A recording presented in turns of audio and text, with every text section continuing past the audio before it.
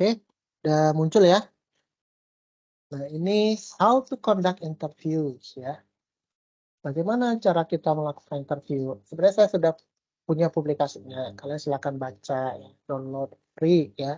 Ini penting karena kalau terutama kalian yang sedang menyusun TA ya, ya akan menggunakan teknik wawancara ya, dalam metodenya. Ini judulnya investigasi teknik wawancara ya dalam penelitian kualitatif manajemen konstruksi di jurnal teknik sipil ITB ya. Nah, secara umum, teknik wawancara memang digunakan untuk mengumpulkan data-data yang sifatnya subjektif, berupa opini, sikap, ya, terkait dengan suatu fenomena yang sedang diteliti. Teknik wawancara umumnya ada 6 tahapan. Kita identifikasi permasalahan penelitian, kita kembangkan desain wawancaranya, ya, meliputi pertanyaan maupun protokol wawancara. Kemudian kita lakukan wawancara aktual ya terhadap narasumber. Sebelumnya mungkin kita akan melakukan validasi pilot interview dulu, boleh gitu ya. Kemudian kita lakukan wawancara ya, aktualnya, dan kita transcribe ya, dan translate ya. Kalau memang kita katakan wawancara dalam bahasa Indonesia, kita pakai ke bahasa Inggris. Atau sebaliknya ya, kalau translasi itu kalau memang diperlukan. Tapi transkripsi pasti selalu ada dalam proses wawancara. Ini kita analisis data wawancara dan buat laporannya ya, atau writing up ya. Sesuai sifatnya, data yang dikumpulkan melalui teknik wawancara sebenarnya bisa aja sifatnya itu kualitatif, tapi ada juga kuantitatifnya. Misalnya kita menghitung frekuensi coding dari yang berbicara mengenai water quality tadi ya. Berapa orang sih ya dari narasumber kita yang menyinggung perihal water quality. Oh, 10, 5 dari 10 narasumber, 50. Nah, itu adalah bisa dikuantitatifkan gitu ya. Jadi memang sebenarnya itu adalah asalnya dari sumbernya adalah data kuantitatif. Kan data kuantitatif. Oke. Strength-nya itu detail data yang dikumpulkan ya, itu lebih detail ya, karena kita melakukan investigasi secara mendalam. Weakness-nya tentu membutuhkan waktu yang dan biaya yang lebih besar. Ya. Kemudian strength-nya itu dalam interview kita memperoleh pandangan yang realistik ya terhadap suatu fenomena yang tidak dapat dihitung secara numerik ya atau diwakilkan secara angka ya. Kemudian analisis yang dilakukan itu sifatnya deskriptif ya. Jumlah data kecil ya. Tapi weakness yang lain itu subjektif ya karena sangat bergantung pada kecakapan peneliti yang terlibat ya dalam pengumpulan maupun analisis data. Misalnya penelitinya ini peneliti baru nih, mengumpulkan data ketika wawancara dia juga AE gitu kan ya. Nggak sigap, tidak pernah melakukan, tidak sesuai protokol atau tidak memahami secara keseluruhan tidak. Oh, misalnya si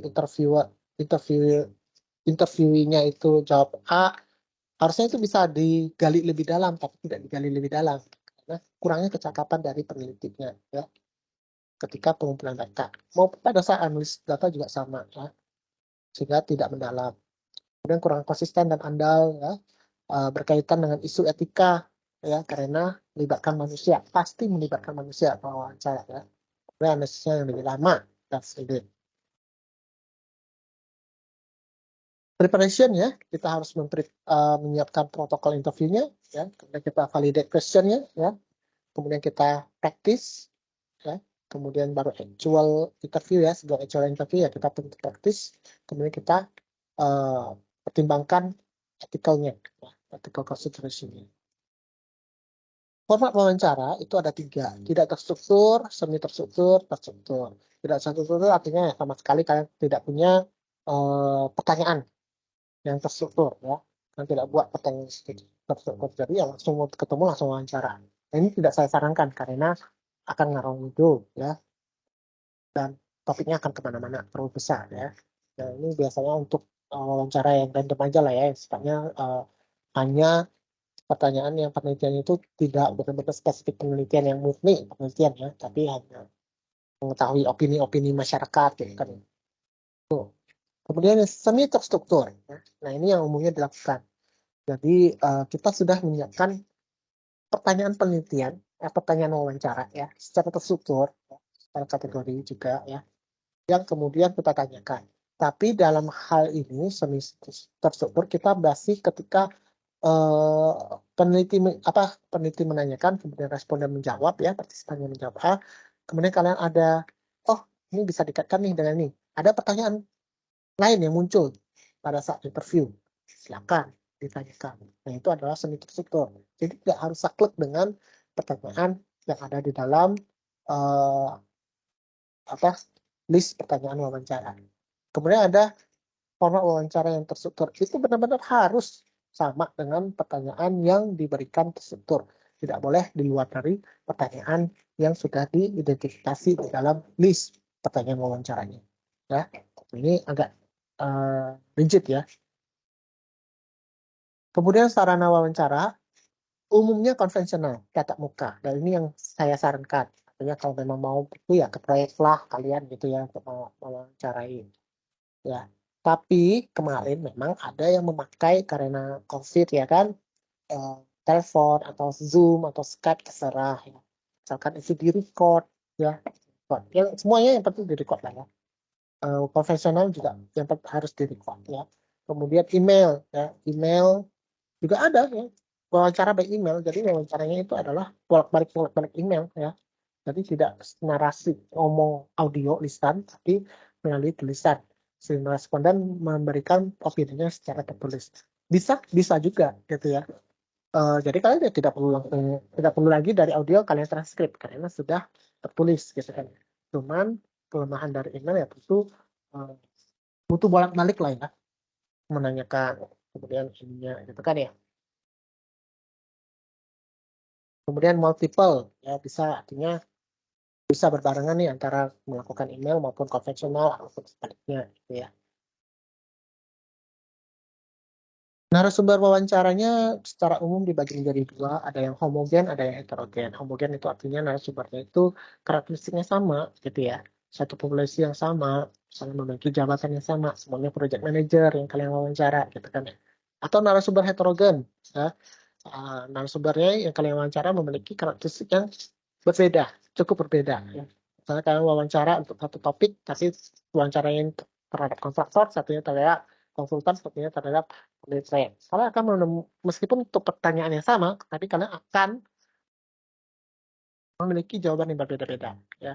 Nah ini kalian akan, untuk yang homogen dan heterogen, tentu untuk saturasi datanya cenderung lebih mudah tercapai pada narasumber yang sifatnya homogen.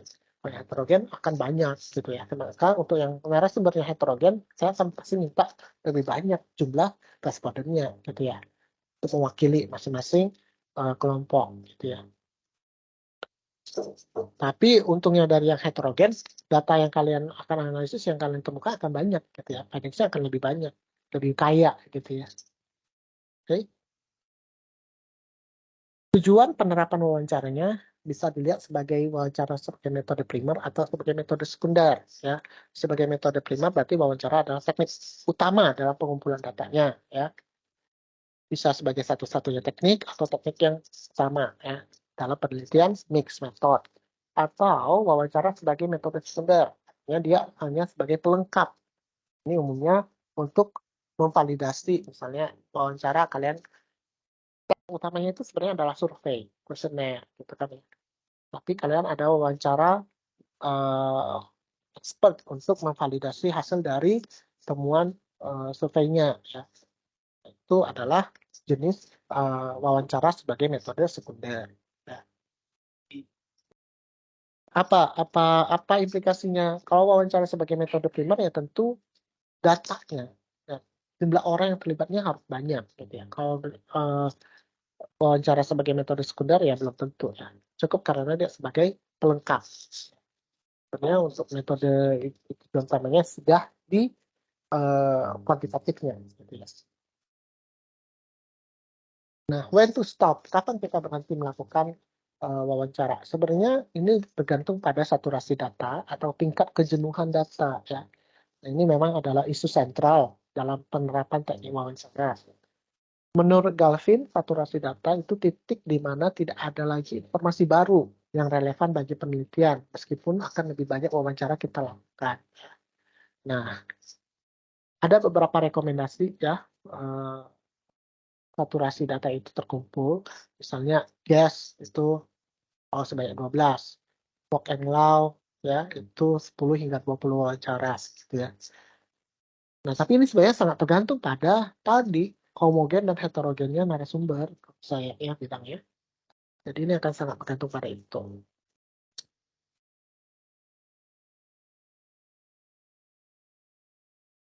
Sama lah ya.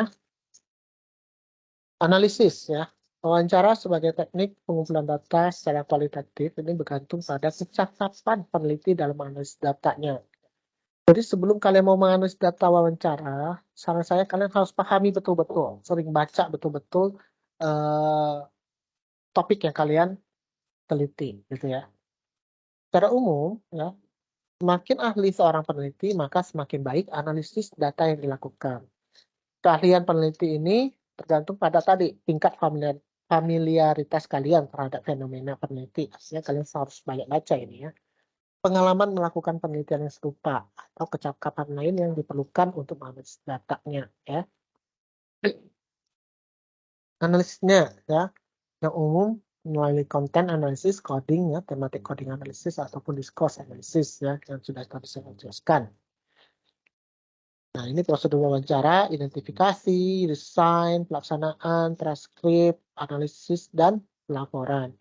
Identifikasi ya, fenomena studia baru akan membutuhkan observasi dan interaksi langsung. Desain wawancara, ya kalian harus buat protokolnya, matriks pertanyaan wawancaranya, ya, target dan schedule wawancaranya. Pelaksanaan wawancara ya ada pilot, ada modifikasi, dan kemudian ada wawancara actual, kemudian transkripsi ya. Transfer data audio, kita transcribe, kita translate bila diperlukan. Analisis data, familiarisasi, dan analisis ya. Dengan teknik yang ada, kemudian kita lapor. Nah, pelaporannya ini minimal harus mencakup profil narasumber. Kemudian schedule actual yang wawancara yang actual. Oh, narasumber satu ini dilakukan pada tanggal segini, durasinya segini. Itu kan ya. Tepatnya di sini. Wawancara kedua, siapa ini gitu ya. Ini harus disampaikan ya. Banyak yang ternyata tidak menyampaikan itu di dalam papernya gitu ya. Kemudian temuan utamanya ya, key findings-nya ini dalam bentuk tabel boleh, dalam bentuk words cloud tadi boleh ya, dan lain sebagainya. Kemudian kutipan respons ya, sitasi dari apa namanya, jawaban si narasumbernya, partisipan kalian ya. Nah, ini matriks pertanyaan wawancara ya, boleh kalian buat dalam bentuk begini. Kamu buat pertanyaan wawancara, sekian nih, ya sekian banyak nih 10. Tapi ini yang kalian kaitkan, ini pertanyaannya untuk menjawab pertanyaan penelitian yang mana nih, atau rumusan masalah yang mana nih. Rumusan masalah 1, 2, 3 gitu ya. Penjelasannya, ya, jelaskan kenapa, atau referensinya, dari mana kalian mengambil, atau terkait dengan referensi apa ini, ya, pertanyaan ini gitu kan. Ini schedule, contoh schedule-nya ya. Schedule rencana wawancara ya. Penyajian temuan utamanya ya. Untuk pertanyaan 1, narasumber narasumber 1, 2, 3 ini responnya seperti apa gitu ya.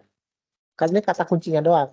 Untuk penjelasan intinya ada di nanti citasinya kan, di kutipannya ya, yang akan kalian sampaikan di bagian diskusinya. Ya. Nah, ini karakteristiknya ya. Narasumber ahli ya. Rekomendasi lah ya, kualifikasi umum ya, memiliki setidaknya 10 tahun pengalaman, latar belakang. Tapi ini semua tergantung pada penelitian kalian ya, dan bagaimana kalian menjustify.